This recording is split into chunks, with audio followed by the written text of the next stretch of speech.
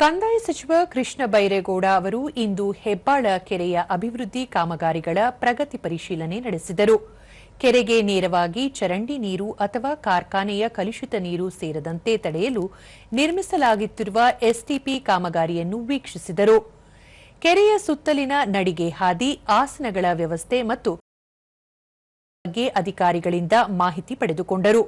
ಅಭಿವೃದ್ಧಿ ಕಾಮಗಾರಿಗಳು ಕೇವಲ ಮೇಲ್ನೋಟಕ್ಕೆ ಸೌಂದರೀಕರಣವಾಗದೆ ಕೆರೆಯ ಪರಿಸರ ವ್ಯವಸ್ಥೆಯನ್ನು ಕಾಪಾಡುವಂತಿರಬೇಕು ಎಂದು ಅಧಿಕಾರಿಗಳಿಗೆ ಕಟ್ಟುನಿಟ್ಟಿನ ಸೂಚನೆ ನೀಡಿದ್ದಾರೆ.